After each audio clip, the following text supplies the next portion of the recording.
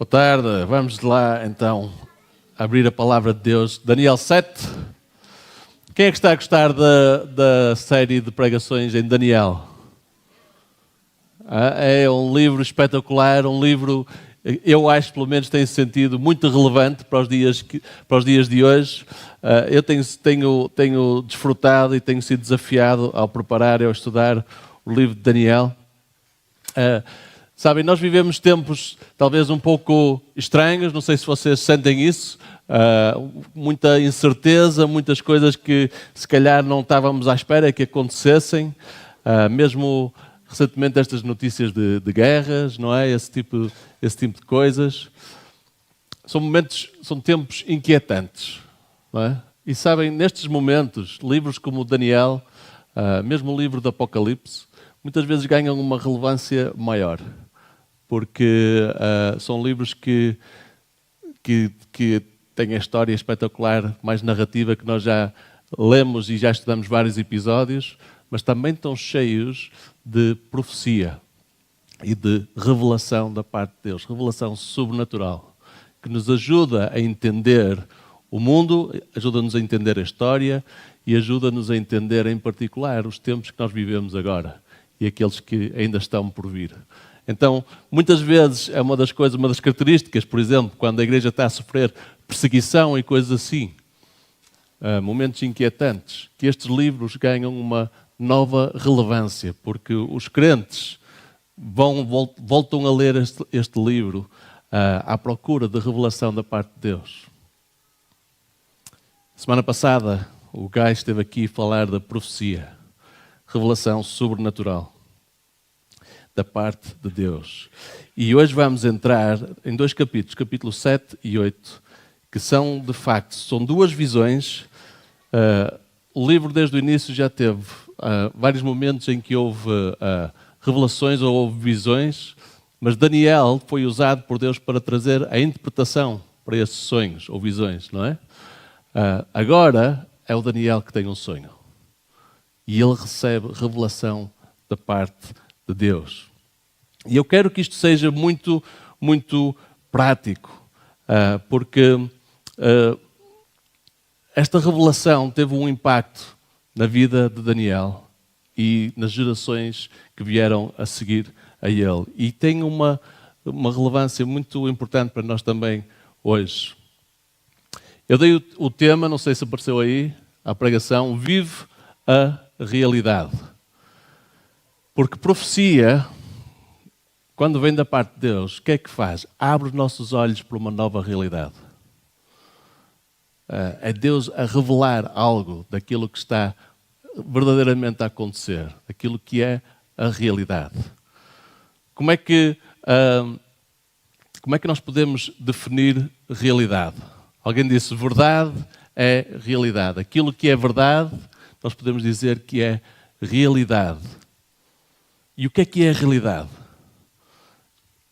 Ele disse, a realidade é aquilo contra o qual nós chocamos, nós batemos quando nós estamos errados. O que é que ele quis dizer com isto? Ele disse, por exemplo, se eu achar que eu tenho poderes sobrenaturais e consigo voar, sou o super-homem, essa é a minha verdade, é a verdade em que eu acredito, não é? A realidade é que se eu então decidisse subir aqui para cima do telhado da fonte e saltar e voar, abrir os braços, o que é que eu ia encontrar? O chão, a realidade, não é? A verdade ia bater-me de frente quando encontrasse o chão, certo? Faz sentido? É uma explicação muito simples, mas acho que nos ajuda, porque Daniel tem um choque, uma revelação daquilo que é a realidade do que está a acontecer nos lugares celestiais. E então estes sonhos, estas visões, são assim um bocadinho estranhas. Eu vou ler algumas passagens, não temos tempo para ler os dois capítulos, mas quero que vocês percebam o contexto histórico, porque estas palavras são mesmo incríveis. Ver como Deus trouxe revelação ao Daniel de coisas que iriam acontecer, que estavam a acontecer e que viriam a acontecer. Então, se tu queres uma certeza, uma base para a tua fé, nós acreditamos que isto é verdade, certo? Porquê que eu acredito que isto é verdade? Por causa de livros como Daniel.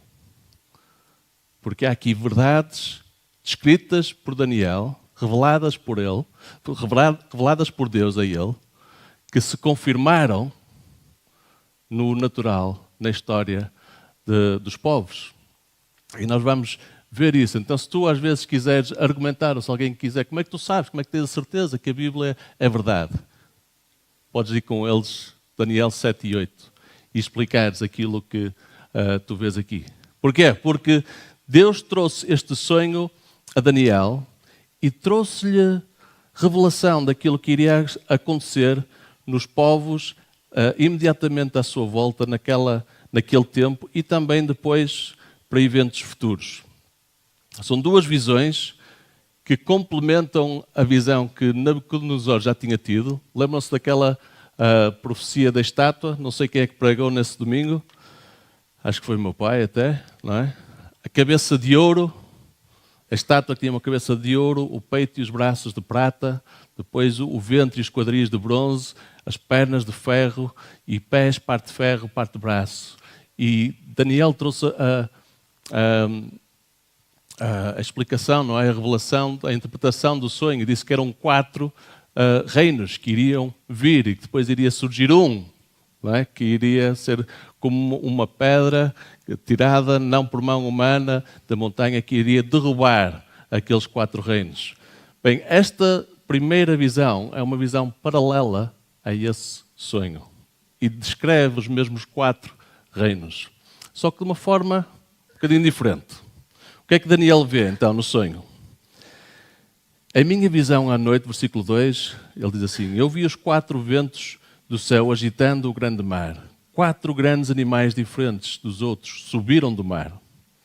O primeiro parecia um leão e tinha asas de águia. E eu o observei e em certo momento as suas asas foram arrancadas e ele foi erguido do chão. Firmou-se sobre 2 pés como um homem e recebeu o coração de homem. Eu tenho aí um slide para vocês verem. A primeira vez que eu li isto, não sei se vocês conhecem o filme Napoleon Dynamite. Os jovens, o Rigo pelo menos conhece, que ele aturou, mas ele tinha um animal preferido, que era um cruzamento entre um leão e um tigre. E esta é uma história de um animal assim um pouco estranho. É um animal, é um leão, mas tem asas de águia. E depois, à medida que ele vê esta imagem, ele observa que as asas, a certo momento, foram arrancadas, não é? Ele depois foi erguido do chão, firmou-se sobre os 2 pés como um homem e recebeu coração de homem.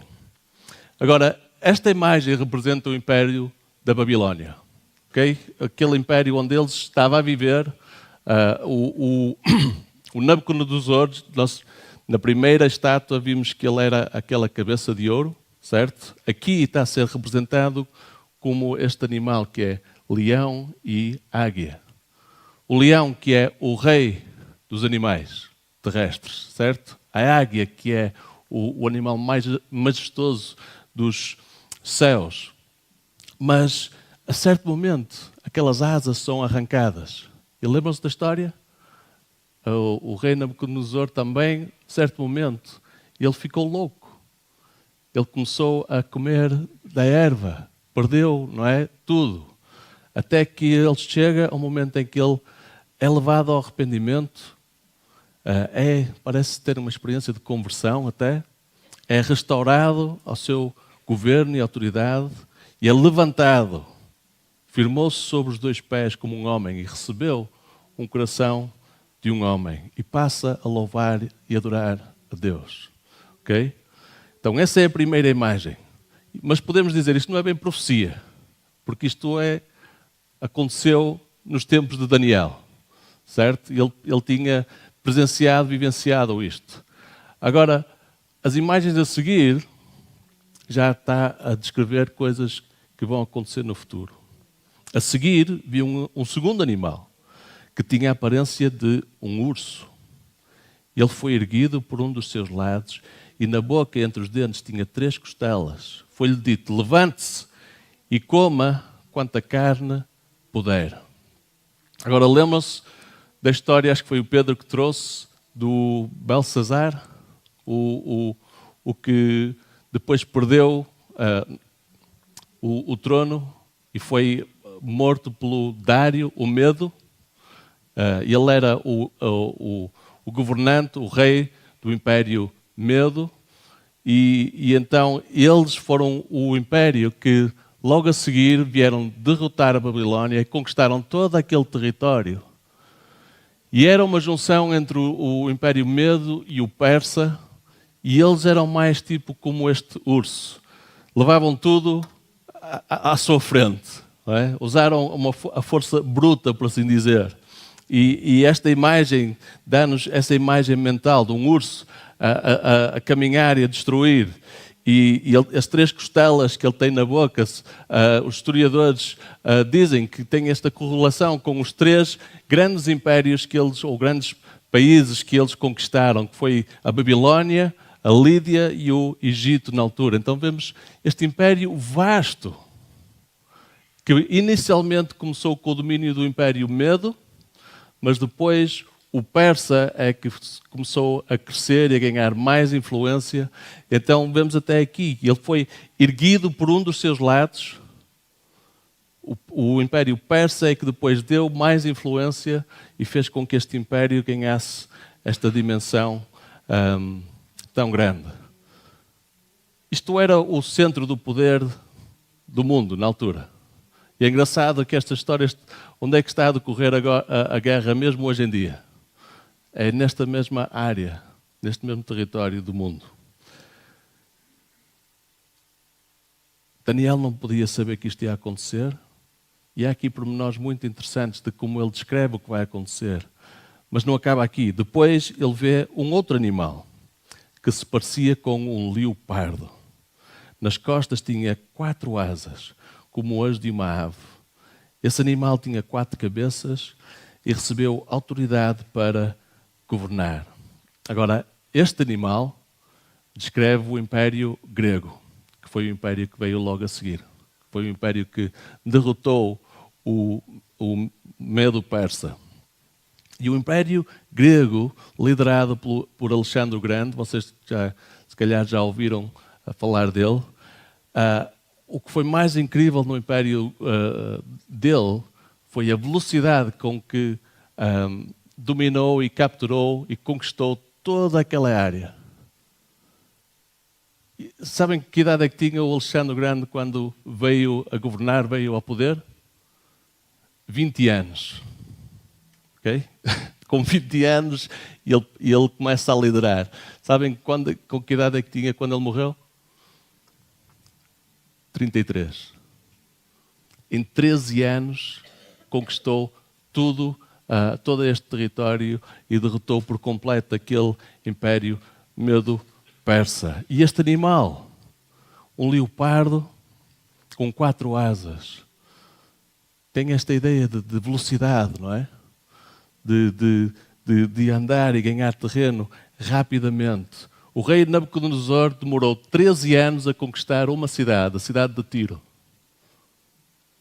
Este rei, em 13 anos, conquistou aquilo tudo. Ele chegou ao ponto, ele marchava as suas tropas com tanta velocidade e tanta que eles, para chegarem lá, antes que os reis tivessem tempo para se preparar. E eles simplesmente deixavam as portas abertas para ele entrar. Nem ofereciam resistência. Foi incrível. Mas uma coisa interessante é que este animal tem 4 cabeças.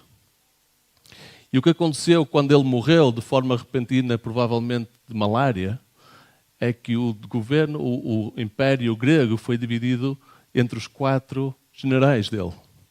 Então de um formaram-se 4 governos, 4 reis. Estão a ver como isto é detalhado e incrível? traz credibilidade à história da Bíblia.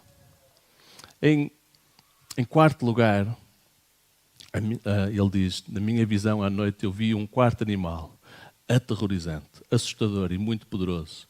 Tinha grandes dentes de ferro com os quais despedaçava e devorava as suas vítimas e pisoteava tudo o que sobrava. Era diferente dos outros animais anteriores e tinha 10 chifres. Agora isto, historiadores acham que refere-se ao Império Romano, que foi o que veio logo a seguir, que era uma força bruta, aterrorizador. Era como uma besta, nem é bem descrito como um animal, não é? Dentes de ferro. Na estátua de Daniel tinha aquelas pernas de ferro e os pés de ferro e barro, não é? E que depois de conquistar toda aquela área do Mediterrâneo, tudo aquilo incrível, o Império Romano, foi dividido em 10 reinos, mais tarde também, como diz aqui. Então isto é incrível, mas de certa maneira nós sabemos isto porque os historiadores ajudam-nos com isto e olham e veem a evolução dos eventos. Mas capítulo 8, Daniel tem uma nova visão e aqui é um bocadinho diferente, relata a mesma coisa, mas de uma forma um bocadinho diferente, usa uma nova imagem. E então no capítulo 8, versículo 3, ele diz assim: olhei para cima e diante de mim, junto ao canal, estava um carneiro. Seus 2 chifres eram compridos, um mais que o outro, mas o mais comprido cresceu depois do outro. Observei o carneiro enquanto ele avançava para o oeste, para o norte e para o sul.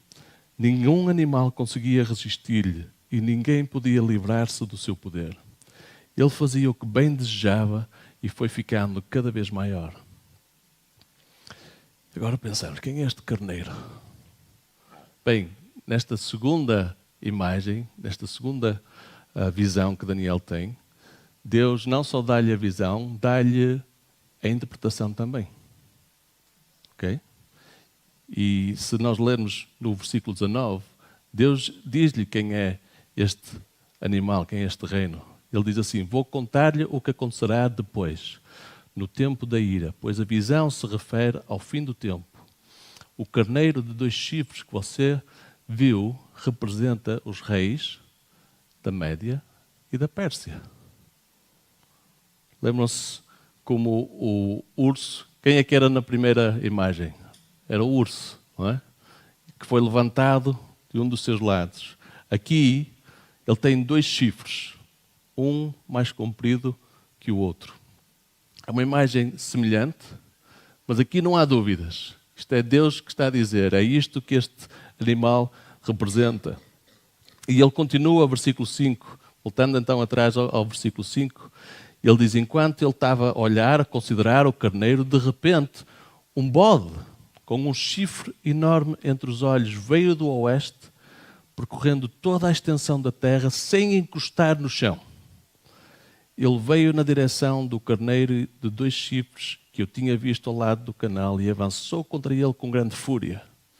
Eu o vi atacar furiosamente o carneiro, atingi-lo e quebrar os seus 2 chifres.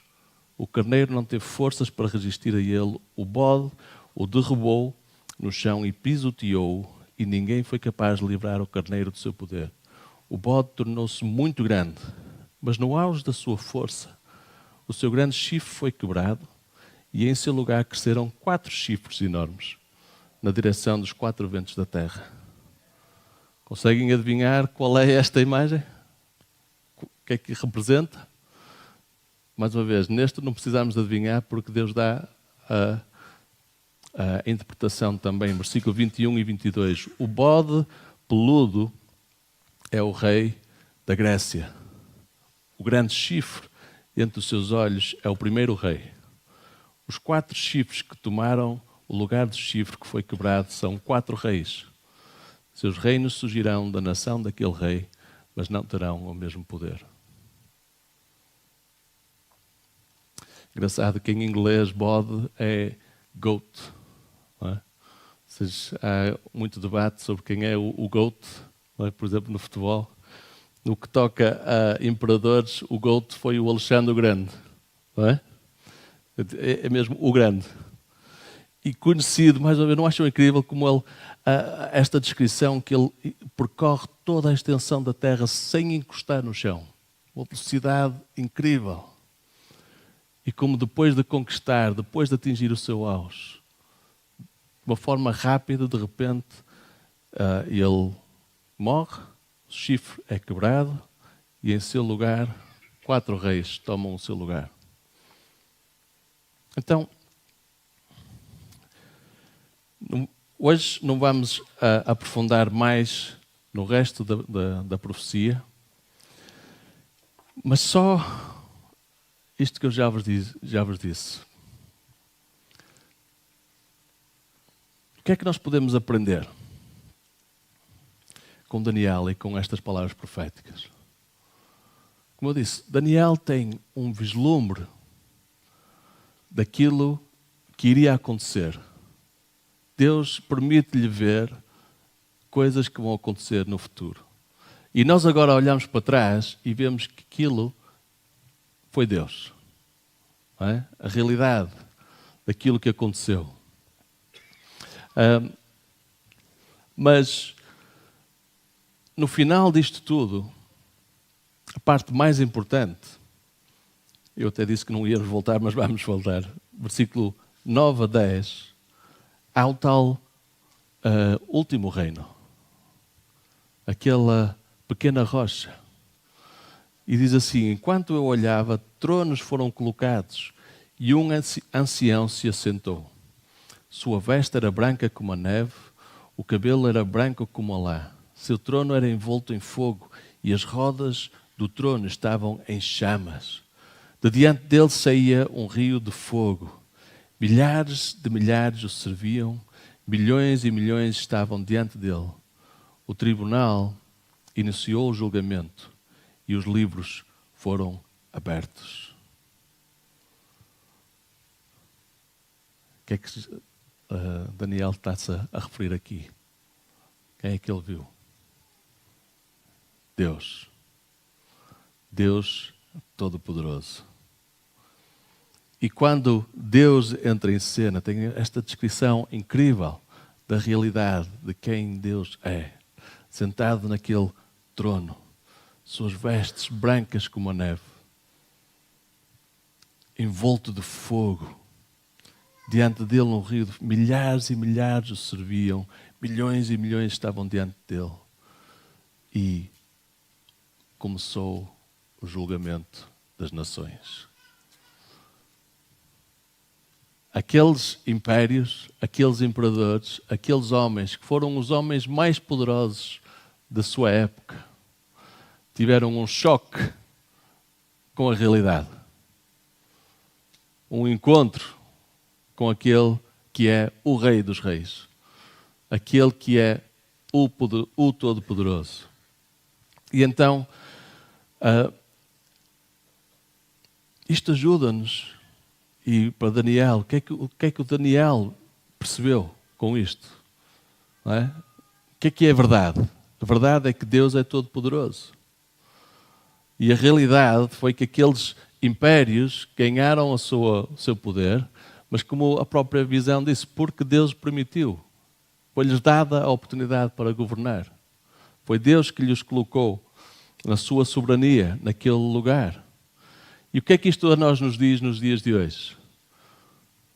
Que por muito inquietante que aquilo que esteja a acontecer à nossa volta, há uma certeza, há uma realidade. Qual é essa realidade? Deus está sentado no trono.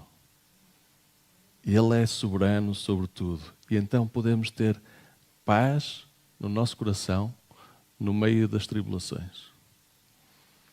Deus é justo. Realidade, o inimigo vai ser julgado. Há um tribunal. Ele vai destruir todos os reinos daqueles reis e os exterminará. E o seu reino durará para sempre. Então, no meio dos tempos em que nós vivemos, podemos ter esperança e sabemos que vai haver justiça.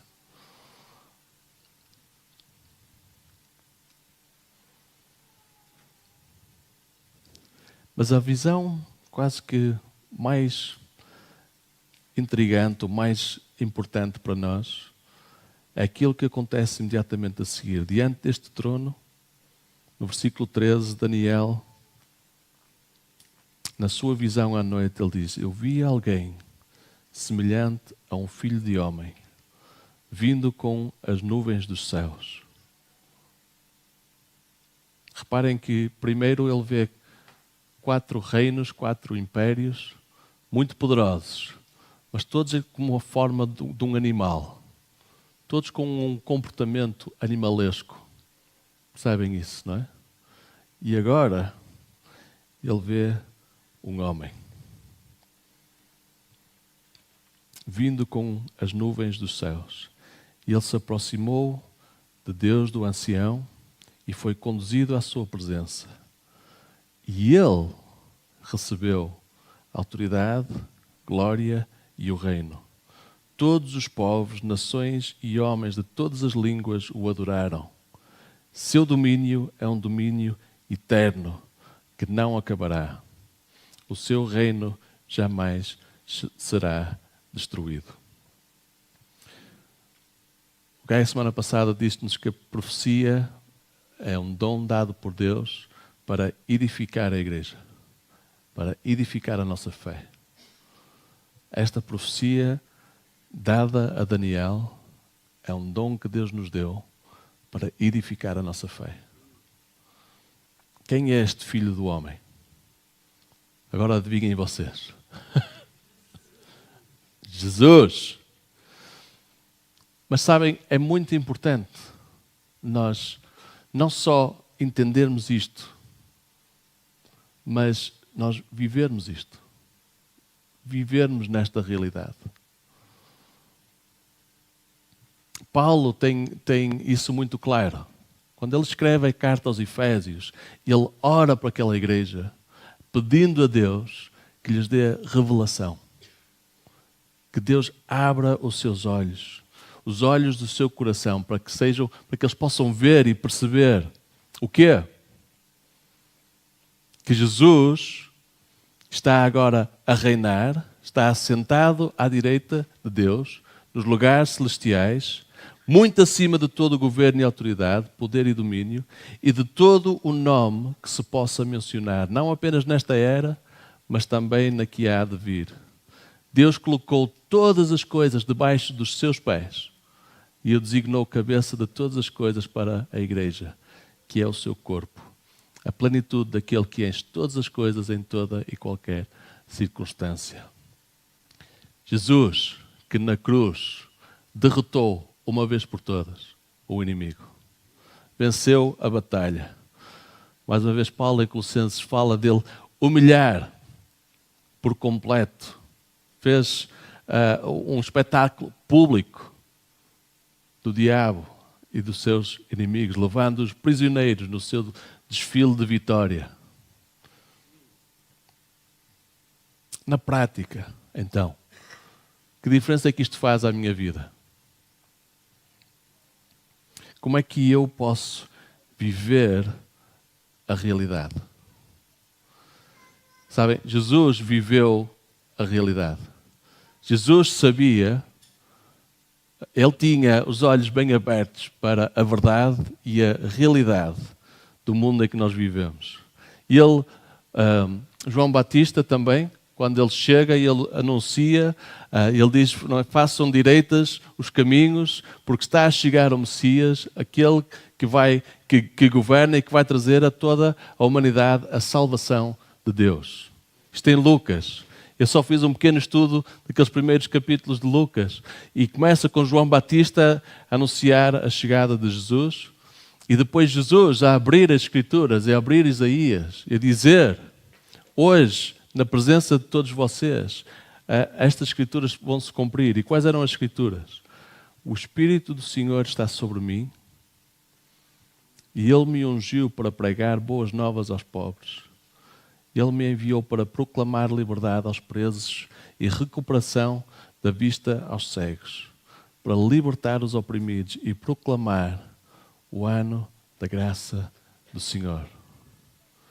O reino de Deus tinha chegado. O reino de Deus tinha chegado. Hoje se cumpriu a escritura que vocês acabaram de vir. E para demonstrar a realidade, para demonstrar a verdade, o que é que ele faz? Logo a seguir, expulsa demónios, cura os enfermos e diz, é necessário, ele diz, melhor, as pessoas ao ver ele a expulsar demónios, eles dizem, todos ficaram admirados e diziam uns aos outros, que palavra é esta? Até aos espíritos imundos ele dá ordens com autoridade e poder. Com autoridade e poder. E quando ele cura várias doenças, expulsa demónios, cura os leprosos, ele diz, é necessário que eu pregue as boas novas do reino de Deus noutras cidades também, porque foi para isso que eu fui enviado. As boas novas do reino de Deus. Jesus vivia na realidade. Na realidade de que ele sabia que ele tinha toda a autoridade. Será que nós vivemos com os olhos abertos para essa realidade também? Porque Jesus envia-nos com essas mesmas palavras. Reunindo os 12, Jesus deu-lhes poder e autoridade para expulsar todos os demónios e curas e doenças, e curar doenças. E os enviou a pregar o reino de Deus e a curar os enfermos.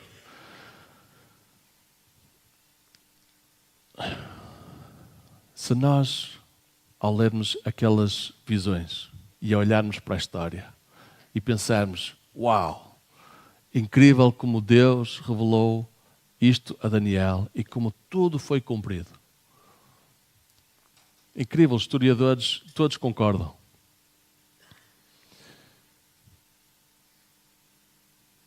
Da mesma forma, temos que ter confiança nesta segunda parte da profecia, que Jesus está a reinar com toda a autoridade e que isso lhe foi dado por Deus. Então, quando Jesus nos envia para fazer discípulos de todas as nações, nós conhecemos bem e citamos muitas vezes essa passagem em Mateus 28, mas também há uma referência a isso também em Marcos, que eu ao ler, a preparar para isto, achei bem interessante. Jesus, quando envia os seus discípulos, já depois de ter ressuscitado, ele diz aos seus discípulos, vão pelo mundo inteiro e anunciem o Evangelho a todas as pessoas. Quem crer e for batizado será salvo, mas quem não crer será condenado. Aos que creem será dado o poder de fazer milagres, de expulsar demónios pelo poder do meu nome e falar novas línguas. Se pegarem em cobras ou beberem algum veneno, não sofrerão nenhum mal. E quando puserem as mãos sobre os doentes, estes ficarão curados. Depois de falar com eles, o Senhor Jesus foi levado para o céu e sentou-se do lado direito de Deus. E os discípulos foram anunciar o Evangelho por toda a parte. E o Senhor os ajudava. E por meio de milagres, provava que a mensagem deles era verdadeira. Então, será que tu estás a viver na realidade? Será que eu estou a viver na realidade? Será que eu estou a viver com os meus olhos postos em Jesus, glorioso, a reinar sobre todas as coisas? E esse assentado à direita de Deus, esse mesmo Jesus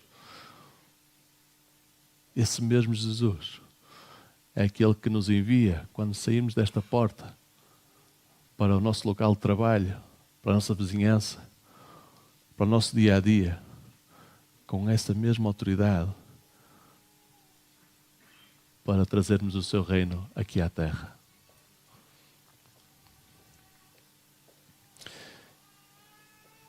Nós vamos terminar a orar uns pelos outros. Pode ser?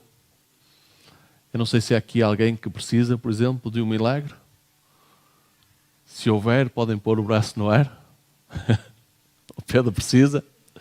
Há mais alguém?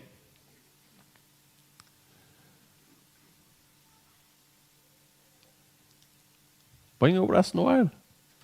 Olha, quando Jesus entrava numa aldeia, ninguém ficava acanhado.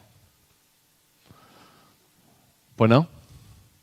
Multidões corriam atrás de Jesus. Levavam os seus enfermos. Levavam aqueles que estavam oprimidos pelo inimigo. Porque sabiam que ele vivia na realidade. Nós precisamos viver na realidade. Sim? E porque é que isto não é tipo pensamento positivo? Porquê é que eu digo isto? Daniel 7 e 8. Entre muitas outras passagens. Mas se não tivesses mais nenhuma, esta chegaria. Faz sentido? Então vamos, aqui um bocadinho, quem quer um milagre, vamos levantar os braços no ar e vamos, quem não está envolvido, vamos, escolhe alguém, vai orar por ela. Com esta mesma confiança, que é Jesus que nos dá esta autoridade, este poder. Sabem, nós estávamos a ouvir na Índia sobre um crescimento exponencial ali na igreja, nas igrejas, é muito impactante estar nesse tipo de ambiente. Mas sabem, uma das coisas que eles estavam a focar, que estavam a dizer, que eles próprios sentem que precisam de crescer, é nesta área. Nesta área de, basicamente, encontros com a realidade. Encontros de poder. Sinais e maravilhas. Demonstrações que Jesus é de facto aquele que está a reinar. E não há nada mais impactante para a vida de uma pessoa, para a vida daqueles que não conhecem a Cristo. Serem confrontados com a realidade, com a verdade. Então isto tem que fazer parte da nossa expectativa, tem que fazer parte do nosso dia-a-dia. Temos que viver com os nossos olhos abertos e expectantes para que isso aconteça, através de cada um de nós. Jesus ensina-nos a orar. Pai Santo, que estás no céu, não é? Pai nosso, que estás no céu, santificado seja o teu nome. Venha o teu reino, aqui na terra como nos céus. Uma oração para fazermos diariamente, irmãos e irmãs. E como é que vem o reino? Como é que o reino é demonstrado? Como é que o reino foi anunciado por Jesus? Sinais e maravilhas. Demonstrações do seu poder. Amém? Vamos orar por isso agora? Queres? Não sei se queres. Amém. Eu vou orar no final. Se tu gostavas de receber oração, levanta o braço. E se não estás a receber oração, procura alguém, vai orar por ela. Vamos ter essa expectativa, ver o poder do reino de Deus a ser demonstrado mesmo aqui e agora. Obrigado, Deus, por esta verdade. Tu que estás sentado no trono, com milhares e milhares, milhões e milhões de seres louvando-te, servindo-te, um trono de fogo, um trono de poder e autoridade. E tu, Deus, deste essa autoridade e a glória e o poder ao Filho do Homem, ao teu Filho, Jesus Cristo, que agora está a reinar acima de todas as coisas, a favor da tua igreja, a favor de nós. E é Ele que nos envia com essa mesma autoridade que tu lhe deste para anunciarmos as boas novas do teu reino. Deus, abre os nossos olhos. Queremos viver na realidade, nesta realidade que define todo o resto à nossa volta. Esta realidade que é a nossa âncora, em tempos de aflição, em tempos de dificuldade. Senhor, derrama a tua paz, vem acalmar medos, ansiedades. Louvamos porque tu estás em controle, és soberano. Derrama o teu poder, mesmo agora, Senhor. Enche-nos, Senhor, enche-nos com o teu Espírito Santo. Sabemos que tu és um Pai, um Deus que é bom, que dá as coisas boas aos teus filhos. Quanto mais não darás o Espírito Santo àqueles que te pedem. Espírito Santo, precisamos de mais de ti, mesmo hoje. Venha o teu reino. Venha o teu reino. Venha o teu reino. Amém.